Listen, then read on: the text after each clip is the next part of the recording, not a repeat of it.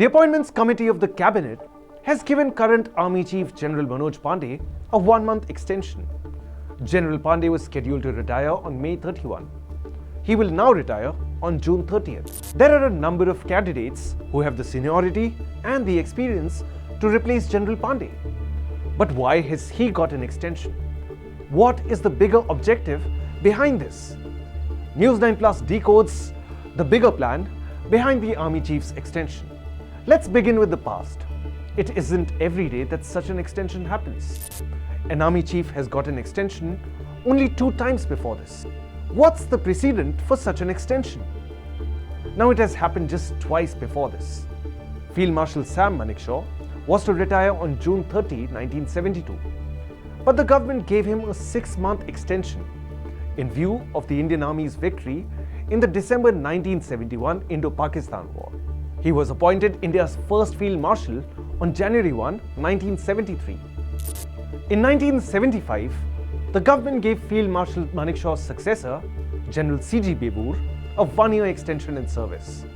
This was so that Lieutenant General Prem Bhagat, the next senior-most in line after General Bevur, would not become Army Chief.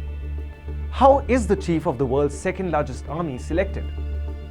The Appointments Committee of the Cabinet picks a candidate from one of the 4 senior-most army commanders. In most cases, the senior-most general is appointed Army Chief. But this is not binding.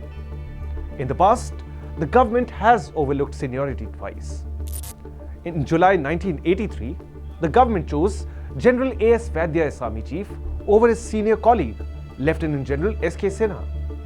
On December 17, 2016, the government appointed General Bipin Rawat as the Army Chief, choosing him over 2 senior generals, Lieutenant Generals Praveen Bakshi and P.M. Harris. Let's look at the front-runners to replace General Pande when he retires. So who are the front-runners to replace General Pande?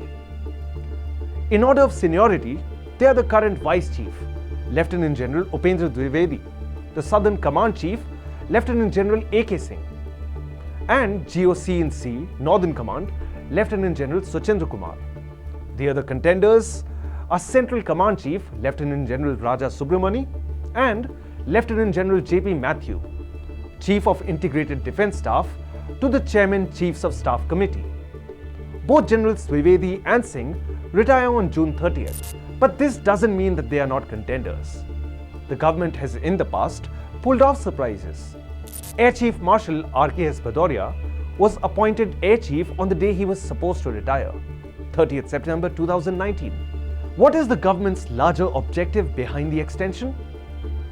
India is witnessing a marathon 7-phase election. Did the government want to wait till the elections end? If this was about not wanting to appoint the next chief while the elections were on, then the logic doesn't hold.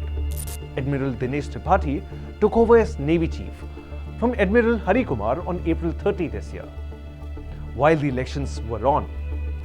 The senior-most army commander, General Dwivedi, was brought in as Vice Chief from the Northern Command on February 19 this year. The transition was seen as a signal that he could possibly become Army Chief when General Pande retired. Clearly, the government has something else on its mind. What this is will be revealed on or before General Pande's retirement on June 30.